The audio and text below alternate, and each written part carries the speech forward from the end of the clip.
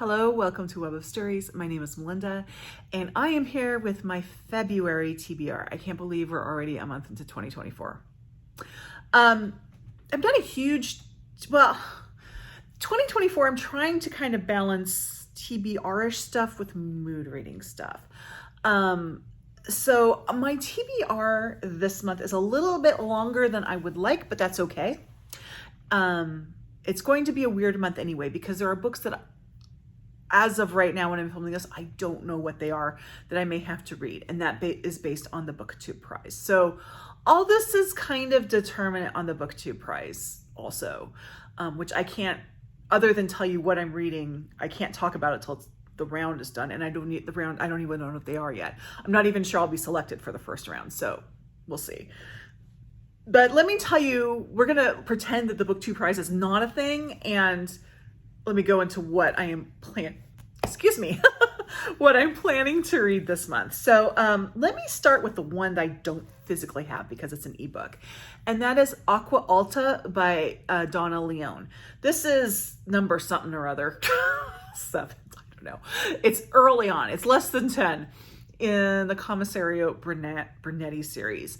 So this series was recommended to me by none other than Hillary Clinton. True story. Hillary Clinton has a podcast, which I highly recommend. I mean, not to get political here, but I had some political issues with Hillary Clinton, I wasn't comfortable with, but she's a fantastic podcaster. But I love her podcast. She's very good at it, but not this most recent season, but the season before, she didn't ask me anything for the last episode. And Kate McKinnon was the person who was reading the responses. So, hey, doubly good there. And I, on a whim, wrote in and said, I started Louise Penny because of you, and I'm so thankful. What else do you like to read? So she gave me 3 recommendations, one of which was Donna Leon. The other 2 I have, but I haven't started yet. One is books by Charles Todd, and one is Sharon K. Penman. I have their books, I just need to get to them.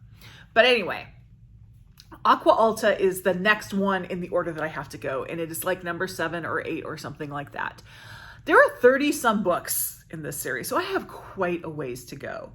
I will say as of right now, I'm going to continue in the series as long as it is still serving me. Just yesterday, I was watching Gina Steinger's video, and she has been reading it, and she is much farther along than I am in the series, and she's to the point now where she's like, I think I'm done with it. It's just gotten too thin, and I can see how that happens with really long series. So at this point, I'm reading it as long as it continues to serve me, and I'm still early on. But I need to actually read it. So I'm trying to read one a month. And so this is the next one I have coming up, and I'm planning to read it in February. Speaking of one a month, I am also doing one Agatha Christie novel a month. I've roughly been doing this since I started my Agatha Christie read through, but I'm kind of formally doing it once a month this year. And so my February book is Cards on the Table.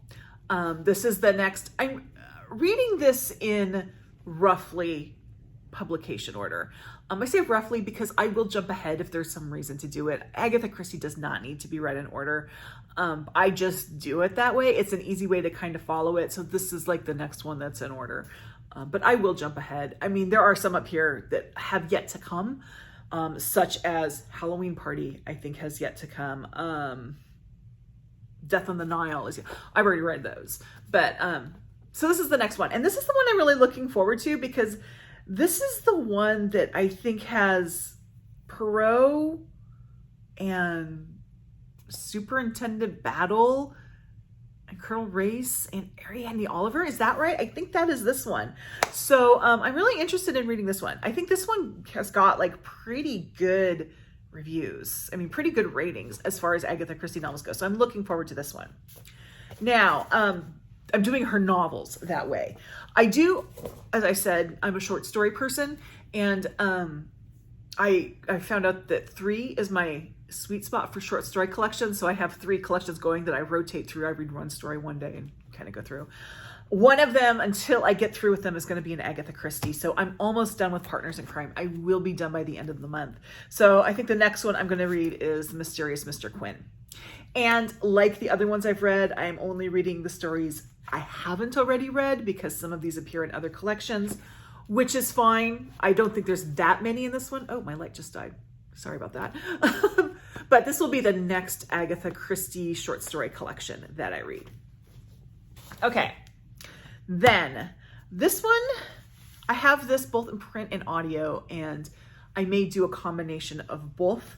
But this is for my library book club, and it is Braiding Sweetgrass by Robin Wall Kimmerer. I've heard fantastic things about this, and I have once I learned that my book club was doing it, I've been intentionally holding off on reading it so that I could read it closer to the book club. Now, because I have so many books kind of that I have to read this month, or I don't know, because I don't know what my reading's going to be. I have kind of a longer TBR, and I have the Booktube Prize. I'm really going to stick to just reading a chunk of this a day, and this should get me through in 2 weeks. And again, I might be listening to it as well. We'll see how it goes, but I am really looking forward to this one. I've heard nothing but good things about Braiding Sweetgrass. And then Maria Andrea of Books and Bocadillos and we need to get together and figure out exactly how we're doing this. We're going to buddy read Symphony of Secrets by Brendan Slocum. I really enjoyed The Violin Conspiracy. The garbage truck is out, so sorry if you hear that. That's the garbage truck. I really enjoyed Violin Conspiracy. It was not a perfect book. There were some things in it that I wish had been improved on, so I'm interested to see if he improves on those things in this book. But I do have high expectations about it because I think The Violin Conspiracy was still an A for me. So I am looking forward to this, and we need to get together and figure out how we're going to do this. But I am looking. This one's been on my shelf for too long, so it was featured in a 5 on Friday I did not that long ago, which was like, why haven't I read these books? This was one of them, so now I'm reading it. And then for Historathon, I'm going to read another book for Q1. There's basically, I kind of think, like for me, there's 2 different ways I can do Historathon. One is I could read 1 big book per quarter, or I could read 2 or 3 smaller books. And for quarter 1, I don't know if I'm going to do all the quarters like this, but for quarter 1, I'm doing the smaller books. So I will be reading A History of Ancient Rome in 100 Lives. This is written by Philip Matizak and Joanne Barry. Matizak did the 24 Hours in Ancient Athens, which I read in January. And again, I've really divvied this one up big time. So I'm just going to read a little bit a day on it and just kind of work through it through the month.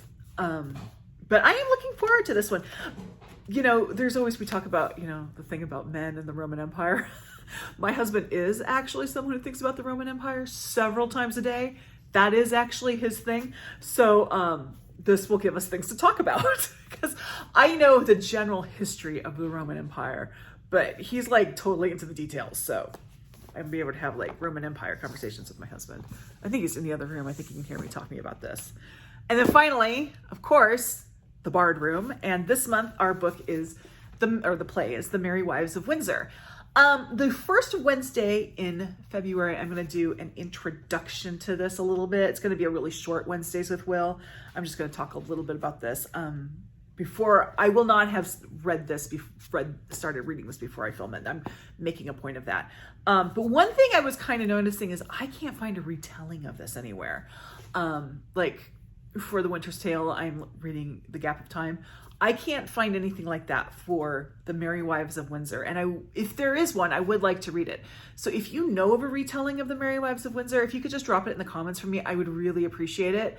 I've looked and I haven't been able to find anything. And it might just be, this is one of those that doesn't have a retelling. So we'll see. But yeah. So that's what I definitely want to get to, plus the Booktube thing. And let me talk a little about the Booktube Prize. We're going to, I don't know. I'm doing nonfiction. I don't know if I will be chosen, but I think I have a good chance of being chosen because I am doing nonfiction. I have 2 months to read 6 books, and the books could be short or they could be long. There was a book on the list of possibilities that is a memoir that is 1,000 pages. I hope I don't get that one. I did not vote for it. So once... If I'm chosen, well, I'm going to look at the books I have, and I'm really going to kind of plan out my reading for this. Some of it will be done on audio. Some of it I will be reading. So I think especially for February, I'm really going to stick to my little tabs and staying on a schedule to try to get everything done.